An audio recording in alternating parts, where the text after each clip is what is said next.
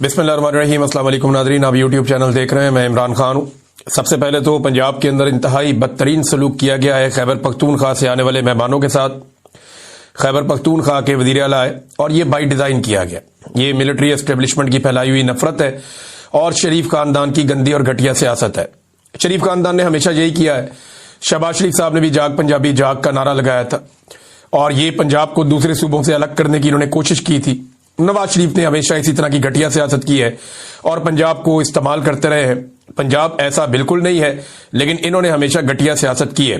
अब खैबर पख्तूनख्वा से मेहमान आए, सबसे पहले तो आप ये देखें कि पंजाब हुकूमत की जानिब से जिस किस्म के ये बैनर्स बनाए गए और जिस किस्म के पोस्टर बनाए गए और हुकूमती सतह के ऊपर उनको छापा गया, उनके अंदर बाकायदा जो खैबर पख्तूनख्वा की हुकूमत है या वहां के जो वजीर आला है उन्हें ड्रग माफिया करार दिया गया और ये ऑफिशियल चैनल है उनका, पंजाब गवर्नमेंट का, और उसके ऊपर ड्रग माफिया करार दे रहे हैं। पंजाब की इंफॉर्मेशन मिनिस्टर जो है वो उनको ड्रग माफिया करार दे रही है और मंशियात लाने वाला करार दे रही है। सबसे पहले तो ये काम किया गया और ये इंतहाई घटिया काम है। यानी अगर कोई मेहमान आ रहा है तो फिर आपको उसकी इज्जत करनी होती है। फिर उसके बाद जो जिस तरह से पुलिस को इस्तेमाल किया गया, जैसे सिक्योरिटी को इस्तेमाल किया गया और जगह जगह पे कारकुनों की गिरफ्तारियां की गई, कई दिनों से छापे मारे जा रहे हैं, हर जगह से रास्ते बंद कर दिए गए, किसी तरफ से कारकुनों को निकलने नहीं दिया गया, कारकुनों को आने नहीं दिया गया। इसके बावजूद सुहेल अफरीदी तक कारकुन पहुंचते रहे, बड़ी तादाद में पहुंचते रहे, पाकिस्तान तहरीक इंसाफ के झंडों के साथ पहुंचते रहे और पहली मरतबा बड़े लंबे अरसे के बाद हमने पंजाब में पाकिस्तान तहरीक इंसाफ के झंडे लहराते हुए देखे। जिन सड़कों पे वो गए, जहां जहां पे वो घूमते रहे, चाहे वो लिबर्टी है, दाता दरबार का इलाका है, या जहां से वो दाखिल हुए लाहौर के अंदर और जो कुछ मोटरवे के ऊपर हुआ, ये सब हमने मनाजिर देखे और इससे ये पता चलता है कि ये बिला वजह दौरा नहीं हुआ। इससे एक मोमेंटम बना है और इससे कुछ थोड़ी सी पाकिस्तान तहरीक इंसाफ के अंदर हिम्मत पैदा हुई है पंजाब में आगे बढ़ने की। हालांकि यहां पर जो जुल्म जबर और फस्तायत किया गया वो कभी नहीं हुआ। कम से कम एक चीज और हुई कि खैबर पख्तूनख्वा के जो हमारे दोस्त हैं उन्हें यह आइडिया हो गया कि पंजाब के लोगों पे कितना जुल्म और ज्यादती होती है। ये उन्होंने अपनी आंखों से खुद देख लिया। अब उन्हें अच्छी तरह समझ आ गया होगा कि पंजाब का निकलना कितना मुश्किल होता है और क्यों होता है, और खास तौर पे एक रास्ते पे चलकर इस्लामाबाद पहुंचना उनके लिए और भी मुश्किल हो जाता है। यही काम खैबर पख्तूनख्वा में आसान रहता है क्योंकि पंजाब में जो जुल्म जबर और फस्तायत है वो किसी और सूबे में नहीं है। अब अगर पूरे पाकिस्तान को बंद करेंगे तो सिचुएशन मुख्तलिफ हो जाएगी और अगर इस्लामाबाद की तरफ बढ़ेंगे तो सिचुएशन कुछ और हो जाएगी। ये मैं आपको आगे चल के बताऊंगा। बहुत सारी मेरे पास इसके बारे में इंफॉर्मेशन है कि ये स्ट्रीट मूवमेंट क्या होगी, कैसे चलेगी, किस तरीके से अपने अंजाम को पहुंचेगी, ये चीजें मैं आपको बताऊंगा। लेकिन पंजाब में बदतरीन पहले तो सियासी सलूक किया गया, उसके बाद पंजाब की हुकूमत ने जो किया वो आपके सामने है, फिर जो पुलिस से गन डलवाया गया वो भी आपके सामने। लेकिन इसके बावजूद लोग निकल के आते रहे और तहरीक इंसाफ के झंडे निकाल के लाते रहे, जबकि सुहेल अफरीदी ने खुद लोगों में खड़े होकर इमरान खान के हक में नारेबाजी भी करवाई। सियासत का तो सत्यानाश हुआ पंजाब में और यह मिलिट्री एस्टेब्लिशमेंट की फैलाई हुई नफरत है। एक ऐसे सूबे का चीफ मिनिस्टर जो छोटा सूबा है, जिसके 4000 अरब से ज्यादा पैसे आपने देने हैं और आप उसके पैसे भी नहीं दे रहे और वो महरूमियों का भी शिकार है। फिर मुसीबत ज़दा सूबा है, वहां पे दहशतगर्दी के वाकयात हो रहे हैं, बाकायदा वहां पे दहशतगर्द इंपोर्ट करके वहां पे उनको तैनात किया गया और जिस तरीके से दहशतगर्दी वहां पे स्पॉन्सर करके लाई गई, जिस तरह से दहशतगर्दों के लिए बॉर्डर नरम हुए और उन दहशतगर्दों ने जैसे दहशतगर्दी फैलाई है, जिस तरह उनकी मादनियात पे कब्जा किया जाता है, जब आप इन सारी चीजों को प्लस माइनस करके देखते हैं तो आपको पता चलता है कि एक महकूम सूबे का वजीर आला बड़े सूबे में आया है, तो बजाय कि उसके साथ हुस्ने सलूक किया जाता, उसके साथ बदतरीन सलूक किया गया, उसके साथियों के साथ बदतरीन सलूक किया गया। पंजाब असेंबली में जब वो गए तो उनको धक्के मारे गए, बल्कि धक्के मार के वहां की सिक्योरिटी उनको बाहर तक घसीट कर ले गई। मीना खान अफरीदी के साथ बदतमीजी की, उनके साथ दीगर जो साथी उनके साथ बदतमीजी की। फिर बड़ी मुश्किलों से वहां पे मकामी लोग और कुछ थोड़ा सा मीना खान अफरीदी वगैरह इन्होंने प्रोटेस्ट किया और पुलिस को फिर रोका गया कि बदतमीजी बंद करें। ये जो पंजाब असेंबली की सिक्योरिटी है। बाद में नईम हैदर पंजूता साहब ने बताया कि ये सिक्योरिटी ने माफी मांगी और उन्होंने कहा जी कि हमें ये ऑर्डर दिया गया था कि हमने आप लोगों के साथ बदतमीजी करनी है, हम ऐसा बिल्कुल नहीं करना चाहते थे, हम मजबूर हैं, जिसकी वजह से हमने ये किया है। अब नाजरीन, सियासत का तो सत्यानाश हुआ, इन्होंने सहाफत का भी सत्यानाश कर दिया पंजाब में। पंजाब असेंबली के अंदर जब ये पता चला कि सुहेल अफरीदी साहब को यहां पे बात करनी है, क्योंकि पंजाब असेंबली के अंदर वो आए, उन्होंने अरकान असेंबली से मुलाकात की और वहां बड़ी खुलकर बातें हुई, तो उसके बाद एक प्रेस ब्रीफिंग रख ली गई। अब जब प्रेस ब्रीफिंग के लिए ये सुहेल अफरीदी साहब को वहां पे लाया गया तो पता चला कि वहां पे बहुत सारे ऐसे सहाफी मौजूद हैं जो आमतौर पे पंजाब असेंबली को कवर करने के लिए नहीं आते। इमरान खान वो वाहिद आदमी है जो अगर निकला जेल से बाहर तो फिर आप इससे भी बड़ा इस्तकबाल देखेंगे। मैं आपको गारंटी करके कह रहा हूं कि इमरान खान अगर बनी गाला की तरफ चलेंगे तो अडियाला जेल से लेकर बनी गाला तक अवाम ही अवाम होगी। इमरान खान अगर लाहौर की जानिब चलेंगे तो 10 से 20 किलोमीटर में सिर्फ आपको अवाम ही अवाम नजर आएगी और कुछ नजर नहीं आएगा। ये लोग इमरान खान के साथ एक समंदर अवाम का चलेगा, मुझे इस बात का पता है।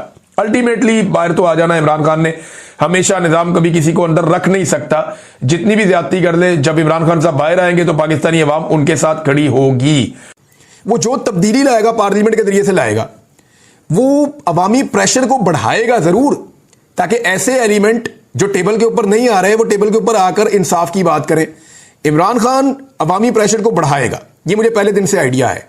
और 8 फरवरी से बड़ा अवामी प्रेशर कोई और हो नहीं सकता जितना बड़ा इमरान खान ने अवामी प्रेशर डाल दिया है। अभी आगे जलसे होंगे, जुलूस होंगे, ईद के बाद बहुत लंबी चौड़ी तैयारी है, उनके बारे में मैं आपको चीजें बताऊंगा। लेकिन ये अगर कोई सोच रहा है कि इमरान खान किसी जंग में और अंदाज में उतर जाएगा तो वो नहीं होगा, वो नहीं होगा। किसी को अगर उम्मीद है कि वो 9 मई के ऊपर मजीद सियासत कर लेगा तो वो नहीं होगा। इमरान खान साहब डेमोक्रेट हैं, वो बातचीत भी करेंगे, टेबल के ऊपर भी बैठेंगे, ग्राउंड के ऊपर एक प्रेशर भी रखेंगे और पार्लियामेंट के अंदर से भी दबाव डालेंगे। और उन्होंने ये क्लियरली बता दिया है कि अगर जनरल बाजवा से बात हो सकती है तो किसी से भी हो सकती है। लेकिन साथ ही साथ उन्होंने ये भी बता दिया कि वो कोई भी कुर्बानी देने के लिए तैयार है, अपने मौकिफ से पीछे नहीं हटेंगे। मौकिफ क्या है? फ्री एंड फेयर इलेक्शन करवाया जाए, या जो इलेक्शन फ्री एंड फेयर हुआ उसका एग्जैक्ट वही फ्री एंड फेयर रिजल्ट जो है वो अनाउंस किया जाए और हुकूमत इमरान खान के हवाले की जाए।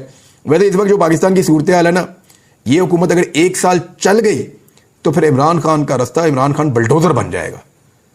इमरान खान इस तरीके से इस सारे सिस्टम को रोन देगा कि आप सोच नहीं सकते। पब्लिक खुद कर देगी, थोड़े अरसे के बाद आप देखेंगे पब्लिक खुद सड़कों पे होगी और पॉलिटिकल पार्टीज को उनके पीछे निकल के खड़ा होना पड़ जाएगा। मरियम नवाज के मुंह से जो बार बार 9 मई निकल रहा है ना, इसका मतलब है कि कोई चीज काबू नहीं आ रही। निजाम में जाकर उसको पता चल गया है कि हालात बहुत खराब हैं। हालत यहां तक पहुंच गई कि शाहिद अफरीदी को कहा, हालांकि उसका बहुत दिल कर रहा था शाहिद अफरीदी साहब का कि वो सियासत में आ जाएं, उन्होंने इसका तस्करा भी किया। मैं तो कहता हूं बिल्कुल उनको आना चाहिए। उनको 2 वजारतें हुकूमत ने ऑफर की हैं लेकिन वो भाग गए। उन्होंने कहा जी मैं नहीं वजारत ले सकता इस वक्त, और शुक्रिया अदा कर दिया उन्होंने। शहबाज शरीफ ने उनको वजारत ऑफर की है, याद रखिएगा। शहबाज शरीफ ने, यानी इमरान खान ने कभी वसीम अकरम को ऑफर नहीं की वजारत, इमरान खान ने कभी वकार यूनुस को ऑफर नहीं की वजारत, लेकिन शहबाज शरीफ ने शाहिद अफरीदी को क्यों ऑफर की? इसकी वजह यह है कि उन्हें लगता है कि एक शख्सियत को सामने लाया जाएगा, उसका एक क्रिस्मा है, उसका हम फायदा उठाएंगे और पॉपुलैरिटी गेन करेंगे, इमरान खान के मुकाबले में कोई चीज़ लेकर आएंगे। तो 1000 जो है ना वो 1 लाख भी शाहिद अफरीदी होंगे ना तो वो एक इमरान खान है, और ये बात शाहिद अफरीदी अपने मुंह से मानेगा। नाज़रीन, मैंने इमरान खान से एक चीज़ सीखी, यानी बहुत सारी ऐसी चीज़ें हैं जो पाकिस्तान में पाकिस्तानियों ने इमरान खान से सीखी हैं, और इमरान खान ने वाकई एक टीचर की तरह इस कौम को बहुत सारी चीज़ें सिखाई हैं। हार जीत का मामला हो, डट जाने का मामला हो, बहुत सारी चीज़ें जो इंसान के करैक्टर में होती हैं, उसने लोगों को लड़ना सिखाया, मुकाबला करना सिखाया। पाकिस्तान में बेशुमार लोगों ने पाकिस्तानियों को ये बात समझाई कि पाकिस्तान की मिलिट्री एस्टेब्लिशमेंट पाकिस्तान के लिए एक मुसीबत है, एक प्रॉब्लम है, और इनकी पॉलिसीज़ का पाकिस्तान को लगातार नुकसान हो रहा है। समझ ही नहीं आई कभी कौम को। लेकिन जब ये बात इमरान खान ने समझाई तो आज कौम का बच्चा बच्चा ये बात जानता है। एक कंट्रीब्यूशन तो है इमरान खान का बहुत बड़ा। मैंने उनसे एक चीज़ सीखी इमरान खान साहब से कि मैं ये सोचता था वो एक बात बार बार क्यों करते हैं, बार बार क्यों करते हैं, बार बार क्यों करते हैं। बहुत सारे लोग तनकीद करते थे एक ही तकरीर है, इमरान खान बार बार करता है, वही बातें बार बार रिपीट करता है, वो क्यों बार बार वही बात करते चले जाते हैं, करते चले जाते हैं। तो मैंने इससे सीखा कि इमरान खान ने वो बातें इतनी मर्तबा की कि वो लोगों को जुबानी याद हो गई। उन्होंने लोगों को नजरिया दे दिया, बार बार बता बता के अवेयरनेस देने का ये एक तरीका था, लोगों को फार्मूला याद करवाने का एक तरीका था। और जो सच होता है ना वो बदलता नहीं है, वो वही रहता है। जिस आदमी ने कहानियां सुनानी हो, कभी ये सुना दे, कभी ये सुना दे, कभी वो सुना दे। जिसने सच बोलना होता है ना उसके बाद एक ही बात होती है, सीधी सीधी। तो इमरान खान वही बात अपनी करता था और आज कौम को वो बात याद है।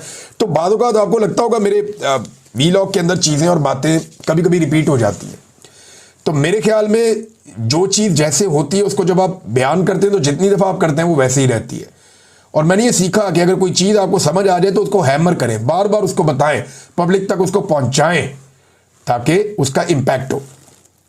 बहरहाल नाजरीन, सैलाब इस वक्त अब सिंध से टकराने जा रहा है। जो इस वक्त हमारे पास इत्तलात हैं वो ये है कि सैलाब दरियाए सिंध में दाखिल हो जाएगा कुछ ही घंटों में या अगले एक आधे दिन के अंदर, और उसके बाद ये सैलाब बढ़ना शुरू होगा सिंध की जानिब से, और बहुत जल्द जो है वो सिंध का इम्तिहान शुरू हो जाएगा। कितना पानी सिंध में दाखिल होगा इसके लिए आदाद शुमार जमा किए जा रहे हैं। दरियाए सतलुज के अलावा बाकी दो दरियाओं में इस वक्त सूरत हाल पहले की तरह ख़राब नहीं है। यानी जो हुआ दरियाए चनाब की वजह से वो बहुत बड़ा नुकसान हुआ, बहुत बड़ी बेल्ट है पंजाब की जिसको नुकसान हो गया। आपकी चावल की तकरीबन सारी फसल उड़ा के रख दी चनाब में आने वाले सैलाब ने। आपकी कपास को बहुत नुकसान हुआ, जो आपके मशरकी एरियाज़ हैं जो पाकिस्तान के भारतीय बॉर्डर के साथ साथ लगते हैं ऊपर चोलिस्तान तक, ये जो एरियाज़ हैं यहाँ पे बड़ा नुकसान हुआ। कपास का नुकसान हो गया, चावल का नुकसान हो गया, जो आपकी मकई थी उसका नुकसान हो गया, जानवरों के चारे का नुकसान हुआ, सब्जियों का बहुत नुकसान हुआ, तो ये गन्ने का बहुत नुकसान हुआ। बल्कि ये अभी जब शुगर का सीज़न आएगा तो आपको पता चलेगा कि गन्ने का कितना नुकसान हुआ। बहरहाल ये सैलाब अब सिंध की तरफ बढ़ रहा है, लेकिन दरियाए सतलुज के अंदर सैलाब में कमी नहीं आ रही। अभी भी वार्निंग्स जारी की जा रही हैं कि भारत से दरियाए सतलुज में मजीद पानी आने वाला है। और एक और वार्निंग जो है पाकिस्तान का जो मेट ऑफिस है या जो महकमा मौसमियात है उन्होंने जारी की है कि दोबारा से बारिशों का एक सिस्टम बनने जा रहा है। जो हालात वाक़यात लग रहे हैं फ़िज़ा के वो ऐसे हैं कि एक मरतबा फिर से बारिशों का एक सिस्टम बनेगा और पंजाब में और जो खैबर पख्तूनख्वा के बालाई इलाके हैं वहाँ पे दोबारा से बारिशें होगी और वो पानी दोबारा से तेज़ी से जो नशेबी इलाके हैं उनकी तरफ आएगा। तो ऑलरेडी ये पानी बहुत ज़्यादा है। अब अल्लाह ताला से दुआ है कि वो बारिशें थोड़ी डिले हो जाए। अगर वो बारिशें आगे चली जाएंगी तो ये पानी निकलने के बाद वो पानी आएगा तो वो फ्लो में हम निकल जाएंगे। लेकिन अगर एक साथ दरियाओं में पानी आया तो पाकिस्तान के लिए, पाकिस्तानियों के लिए एक नई मुसीबत और मुश्किल पैदा हो जाएगी। गुजरात शहर के नादरीन मैं मनादिर देख रहा था, बहुत ही अजीब है, बहुत अजीब मनादिर हैं जो गुजरात शहर में नज़र आ रहे हैं। 4 दिन हो गए पूरा शहर डूबा हुआ है। वहाँ के जो सीनियर सहाफ़ी हैं वो ये बता रहे हैं कि कभी आज तक तारीख़ में उन्होंने ऐसा नहीं देखा। इनको 30-30 साल हो गए हैं। कई जो हैं वो इससे पहले से जर्नलिज्म कर रहे हैं।